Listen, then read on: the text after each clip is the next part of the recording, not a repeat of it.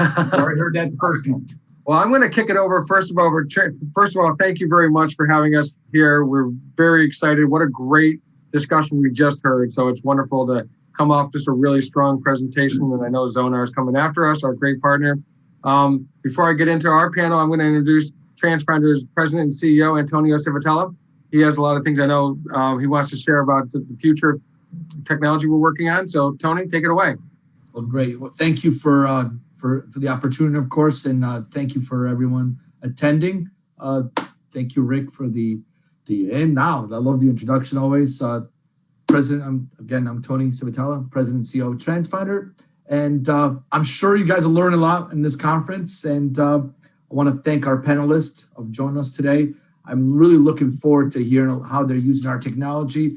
And by the way, I can tell you, I'm going to learn something new too, and that's something I always ask at every meeting. I'll ask all my employees that anytime I speak, like, hey, just can you come out of this meeting and just learn one thing? And by the way, I usually like do some of these pop-up quizzes, like, all right, what is that one thing you learned? Just one thing. Don't have to like learn everything in the world. Like, just come out of one thing. So that's what I always challenge everybody. Just come out with just one thing that you could apply or you could share with someone. Those are always cool things.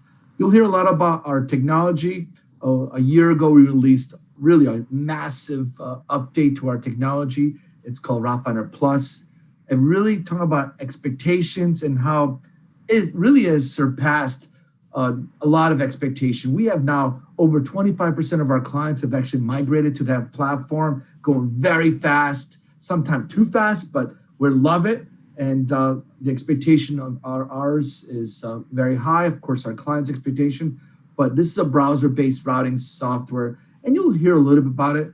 Again, since it was released a year ago, we're super excited. There'll be another one coming out really fast. And by the way, you'll also have been hearing about that there's going to be a big birthday bash. It turns 1 year old, and this month we'll celebrate it. So you'll hear a little bit about that. But you also hear about our technology, and you hear a lot about a RouteFinder, and you'll hear about InfoFinder LE, which is a great lookup tool. You'll hear a lot about Viewfinder, and these are really, I'm hoping these are your takeaways, that you need a way to easily look up information. You know, remember, you're going to get those phone calls, and I know parents call you, the administration calls you, and sometimes they email you. Well, how do you answer those things? So those are all things that I'm hoping we cover, and how do we do that with our system? Because you got to be able to answer who, what, where, and when. And those are things that I know we'll be able to discuss. I also know that at the end of this webinar, Zonar is hosting another one too, which I'm super excited about. Our announcement, we announced in the beginning of the year that we are partnered with Zonar. We now we resell their devices and their hardware, their tablets. And what's really the advantage of that? So now they're the leader in the industry. We know that of all those technologies. So now our software could actually be loaded on their technology, which is super excited for us. That we've been calling it, we're now that company that we could do all in one, which means we could provide you routing software, navigation systems, attendance, you name it. And that's really we're super excited about it. But again, you probably hear a little more about that on the Zonar platform. And I don't know how much of that's going to come up in these conversations here, but that's super excited. So a lot's going on. A lot's going on. And I know there's a pandemic while we're at it too. And I'm super proud with everyone in this industry and how they all stepped up and really doing an amazing job. But we're always learning, and that's really the goal here today. Let's come out and at least learn one thing, and maybe we'll do a little pop-up quiz at the end. So now let me turn it back to Rick. He's the Director of Public Relations at Transfinder. So let's get it going, Rick. Thanks so much, Tony. Yeah, it's exciting times. It really is. So much is changing, and we just have been cultivating all these great stories from across the country of how transportation officials have stepped up, including, by the way, the panelists that we have on today, who have some amazing stories too about how they have really, and their teams have stepped up during this extremely challenging time. So our focus again today is how technology, specifically Transfinder's technology, has helped some of the country's largest city school districts solve a variety of problems and issues. Some of them are related to COVID and hybrid schedules, for instance, and other types of things that have cropped up as a result of the pandemic. But then some of the issues are just challenges from maybe their districts just growing, bursting at the seams. So we're going to talk about all of that. We want this to be very interactive. So if you have a question, just type it in the chat, and I'm looking at the chat throughout our conversation. I promise, Casey, John, and Mark, I am listening to you. I'm multitasking, but I will be listening to you, I promise. But we don't want you to have to wait to the very end to ask your question. So please just chat it in, type it in the chat box there. I'm looking at it, and we will bring that to the panelists as soon as I see those. So without further ado, I want to introduce our great panelists. Casey Foster is the Director of Transportation at Birmingham City Schools in Alabama. Mark Lindstrom is the General Manager of TransPar. He oversees Hawaii's operations. And John Wilcots is the General Manager of Transportation at the Houston Independent School District in Texas. So we're going to just jump right in. And for starters, I'm just going to ask you in that order, Casey, Mark, and John, just to tell us a little bit about you, your role, and then just give us kind of a sense of your school district. What maybe makes it unique? If you want to give us a sense of just the size and scope of it, that would be great. And then we'll get into some specific questions. Sure. As Rick said, my name is Casey Foster. I'm the Director of Transportation for Birmingham City Schools. We have about 22,000 students in our school system, and we've been using Transfinder ever since I got there. Great, thank you. John Wilcots, the General Manager of Transportation for Houston Independent School District. We have about 286 campuses that we service. We do about 16 million miles a year. We've been using Transfinder now for the last 3 years. And we like the product. It's giving us what we need, especially with all the different demands and unique traffic patterns here for Houston. Awesome. Thanks, John. And Mark. Hey, aloha from Hawaii, and that'll be the last time I say that. So TransPar is unique in that we are a contractor to the Department of Education in Hawaii. So they have a state director and they have staff. We do all the school bus routing, and then we do all the special projects that they need help on. So Hawaii is different than most states. Most people are used to the district-owned buses or maybe even contracted buses, but the state of Hawaii is all funded. They fund the Department of Education totally, which funds, obviously, transportation. So the district is 174,000 students on 6 different islands. Oahu, which comprises Honolulu, is the largest population, and the entire population is about 1.4 million across the islands. And we do this through 8 different contractors. We have over 300 buses in the Honolulu area, and we have 1 bus on the island of Lanai. And if you don't know, there's a good trivia question. 90% of Lanai is owned by Larry Ellison of Oracle fame. So it's very, we have the urban district, and then we have little towns that can be cut off by floods, and we'll probably talk about this later, even volcanoes. We have a $65 billion budget. We run over 660 buses. 40% of those buses are special need. So we do curb-to-curb transportation.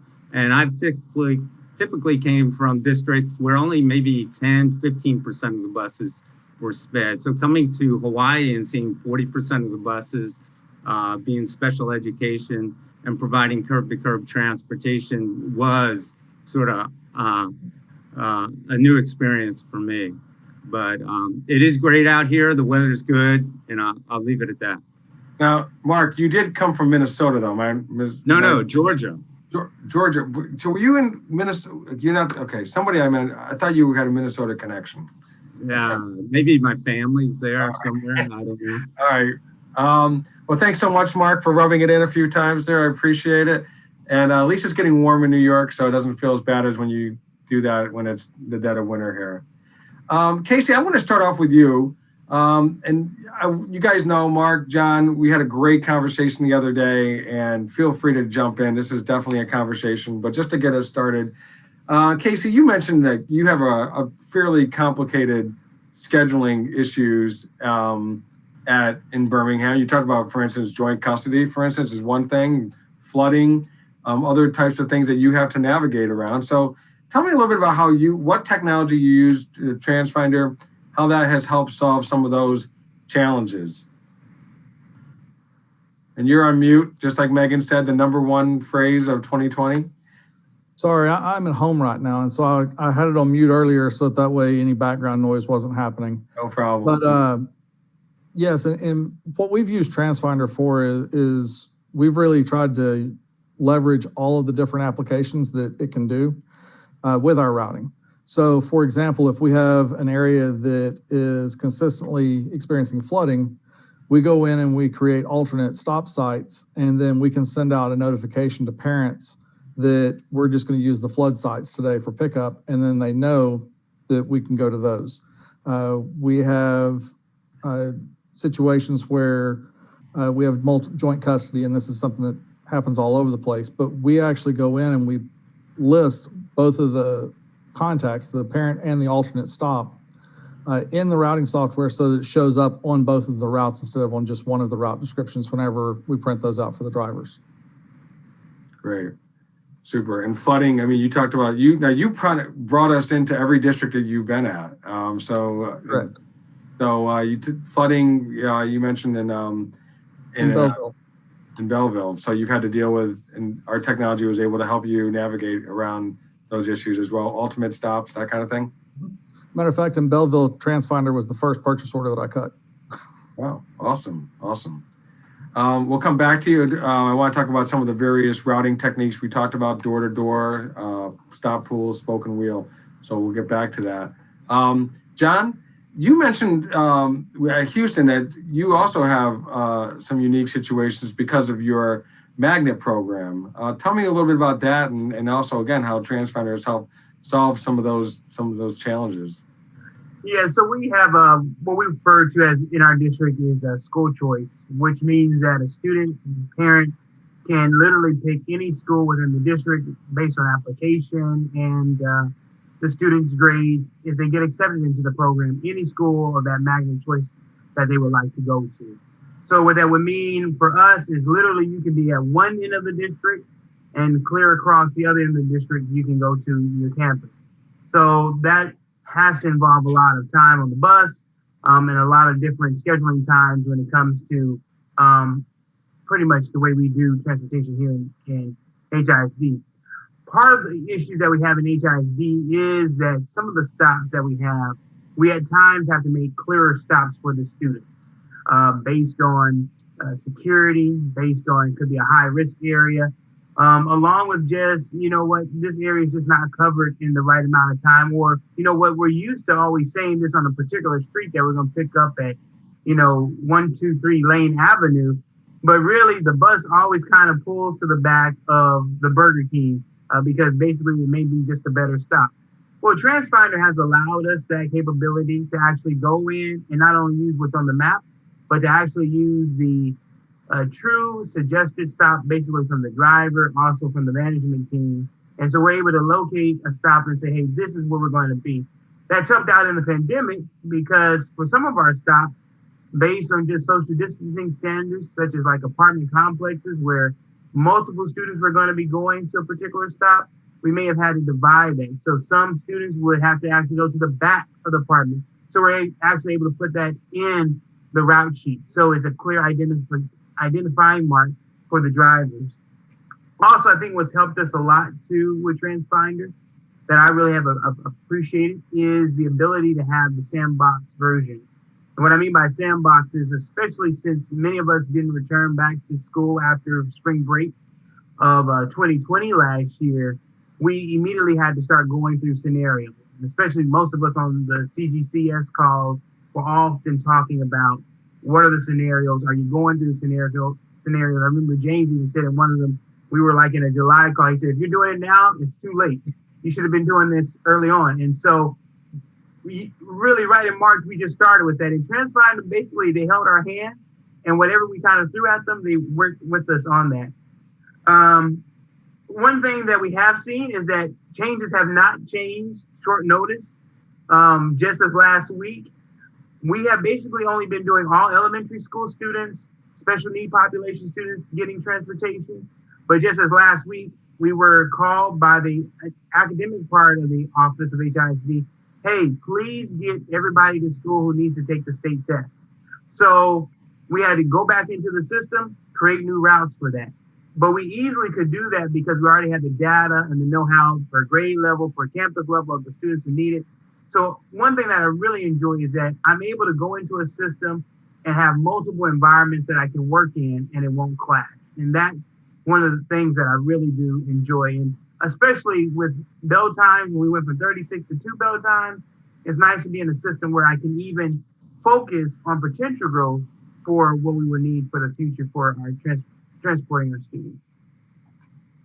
That's awesome. Thank you so much, Jen. There's a lot there we could unpack for sure. Mark, you've seen it all. It seems like in Hawaii.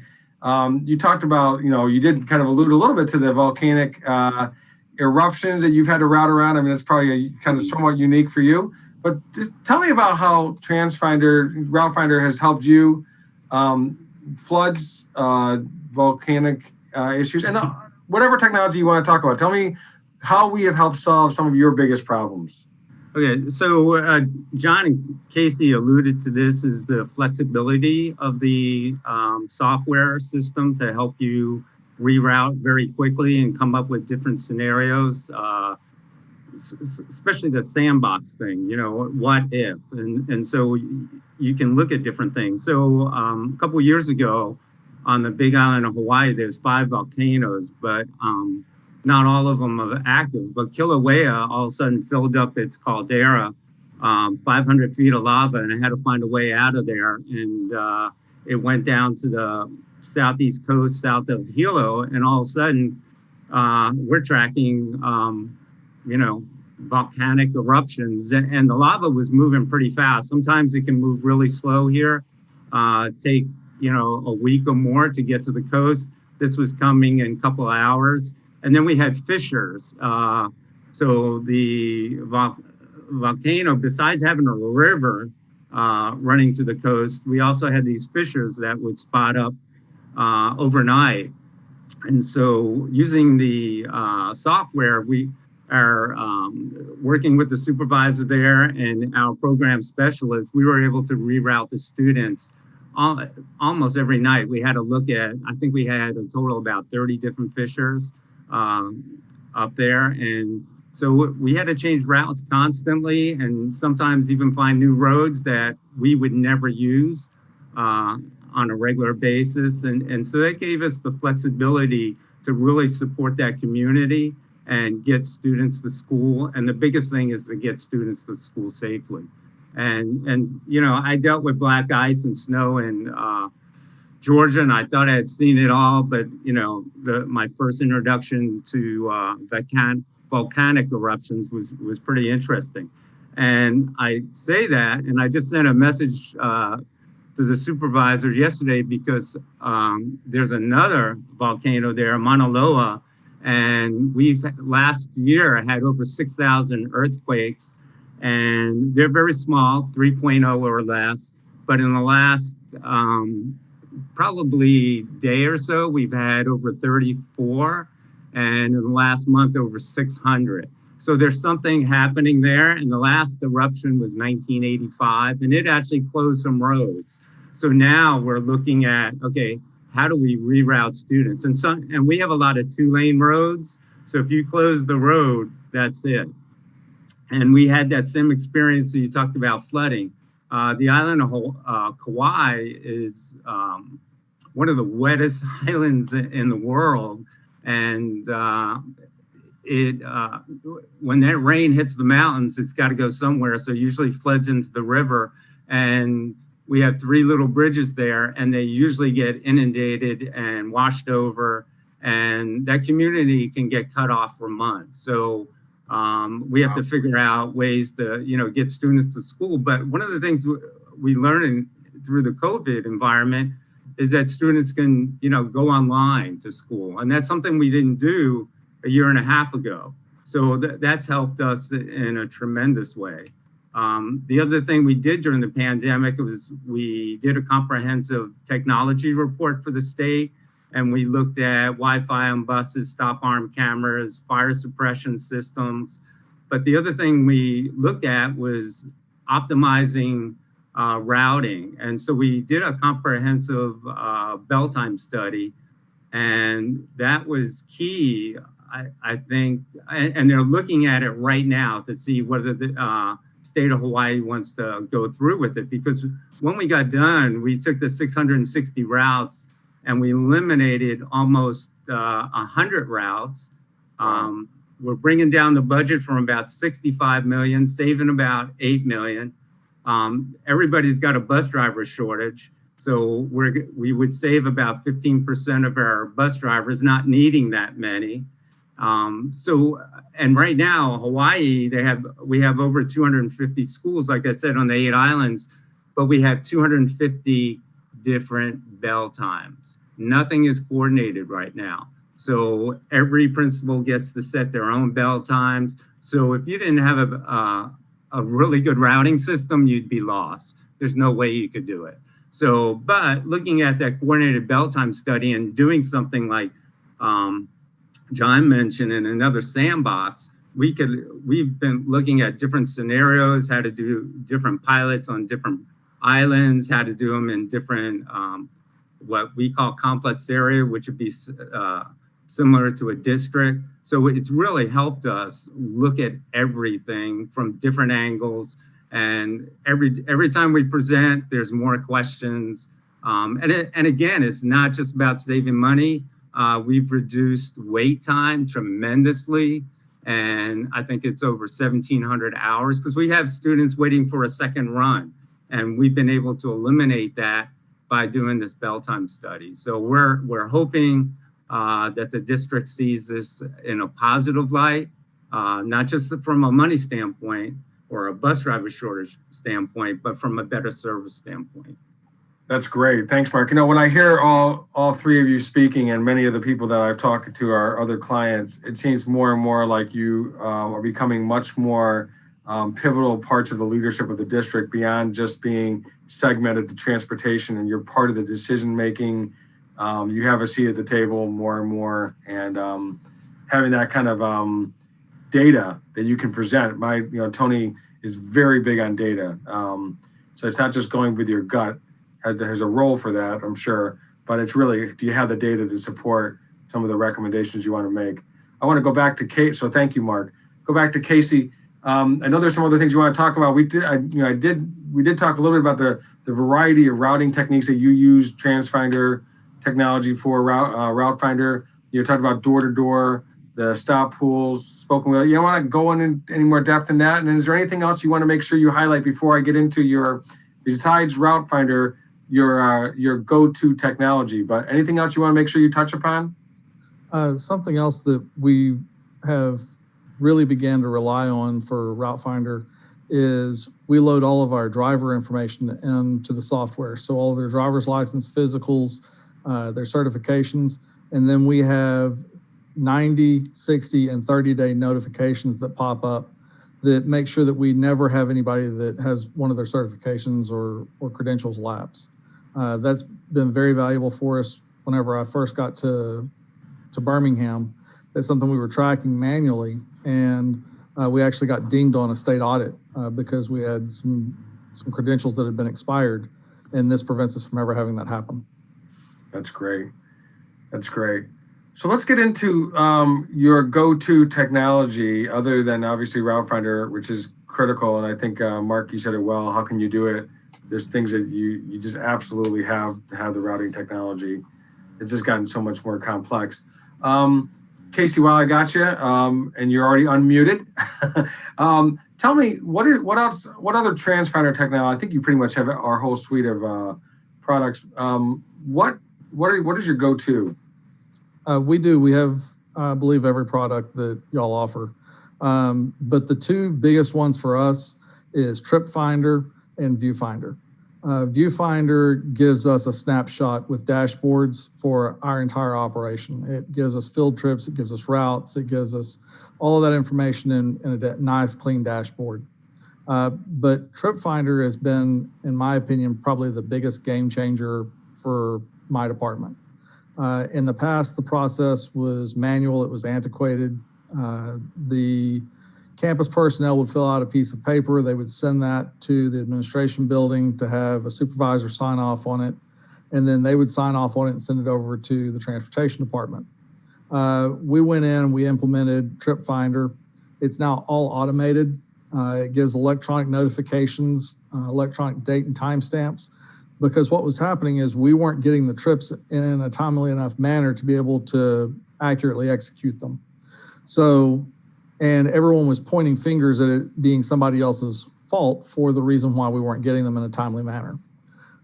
Now, the sponsor goes in, they submit the trip request, it electronically goes through the process for approval. We immediately see the trip once it's input, but we don't actually begin working on it until it's signed off on and we have all the approvals. The other thing that it does is it cuts down on the volume of calls that my department receives in wanting to follow up and make sure, hey, do I have a bus and is this approved? Because once you've touched that trip and done your either submission or approval, you now have access to it throughout the entire process. And if someone declines that trip being taken at some point, you get a notification of that as well. So TripFinder, in my opinion, has been the biggest game changer for my department in Birmingham. Great, thank you. John, you mentioned also InfoFinder LE is one of your key technology products you use from Transfinder. You want to tell me a little bit about how you use it and how it's helped you? Yeah, InfoFinder LE is pretty much to me, it's our quick snapshot of student data that we need, whether it's routes, whether at times it can even be multiple information that we need to hurry up and share up to administration. It's also a tool that is used with our customer care center. So we actually have an off-site building that takes and receives phone calls for transportation. And so whether or not you need any information, whether it's the SPED student's info, the parent info, all that information can be found in InfoFinder LE. But I like also too that it can be filtered out based on all the information that you put in. So for instance, there's a filter that can give you all of your SPED population students that are on routes with a bus attendant. So sometimes that's the kind of information we need, and we then can filter it by campus. So when we need to have conversations with the SPED office or a SPED chair at a campus, we can get that information. We can also look on here about all of our field trips that we're doing for the year, also the field trips that are coming by school. So to me, it's just a quick snapshot, especially at the level that I'm at, where when I need to share information up or we get a parent call, we quickly can go in there. So it's just a great tool to have. Great. Mark, anything you want to add? I have to piggyback on John. We like InfoFinder LE because that's something the schools can use to figure out the route, especially when students show up and, when they register, the schools can give them instant information instead of saying, well, call transportation. I've been in districts where we put the bus routing. I think I mentioned the other day, we sent out over 30,000 postcards. And then we get 5,000 postcards back. So you don't know if students are actually going to find the bus route at the start of the school or the start of the semester. And we used to put bus routes in the newspaper, and that became very expensive. And we put them online. And online, I always encourage my schools to put them online. They don't always do it. So to help us out, I think InfoFinder that's basically where a parent can put in an address, or even a student can put in an address, and they get all the different schools that service that bus stop and that address. They get the time, the bus number, and that's a tremendous help.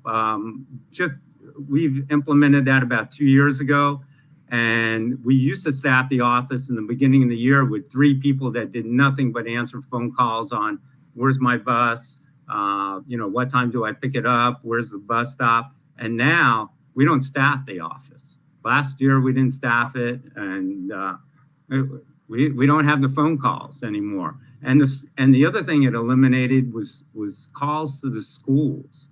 So now the schools can concentrate on everything else they have to do on registration. They don't have all those calls coming into the office. So to me, that's probably been a tremendous help over, for us over the last couple of years. That's great. That's a huge one that you can't even put a dollar and cent on. I mean, you could quantify it, but it's more than that. Casey, you mentioned when you guys went out for spring break last year, you basically didn't return to classes, but yet you had to turn around all of a sudden. I'll let you put it in your own words because you said it's a pretty amazing task that you had to do to serve your community in a different way in the midst of this pandemic. And several other people on this call, on this meeting, they've done the same thing where we were responsible for distributing meals. When the decision was made that we weren't going to return, we had 3 days to figure out how we were going to feed all of the students in our district. We developed 62 feeding sites across the city.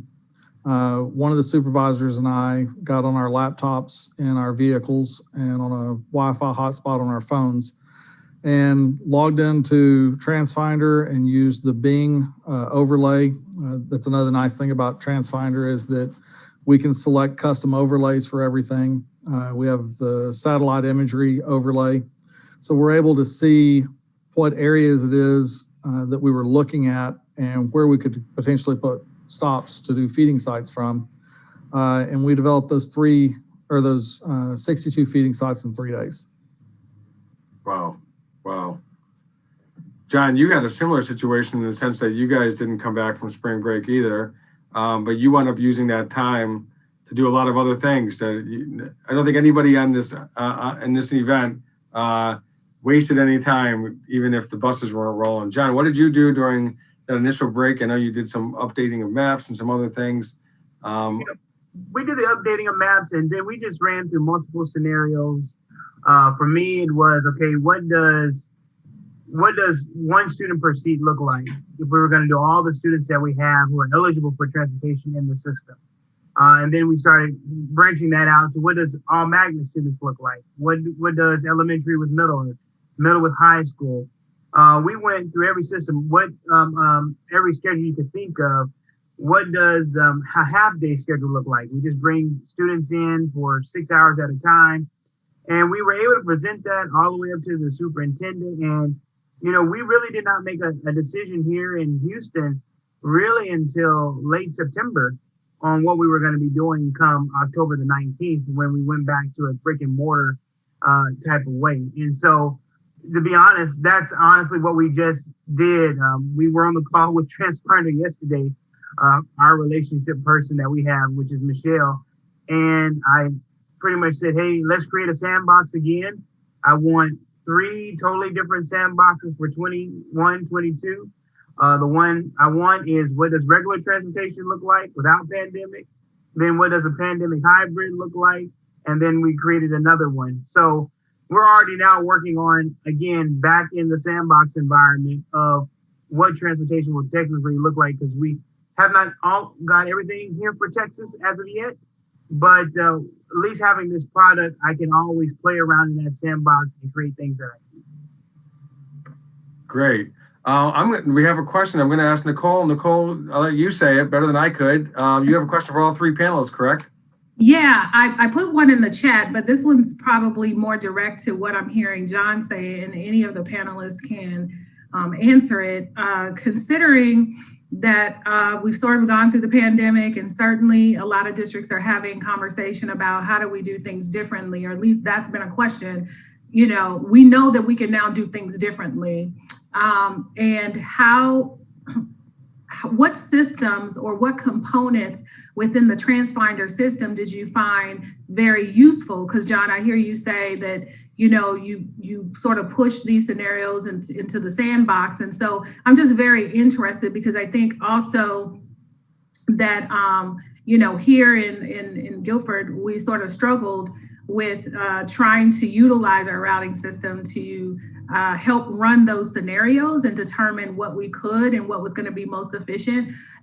We know transportation, but a lot of times we're trying to now present to audiences that don't know transportation as well. So to be able to have the data or the reporting or even being able to run the scenarios within the system is great. So I would just love to hear from you all what particular component or what helped you as you sort of tried to plan during the pandemic using the Transfinder system.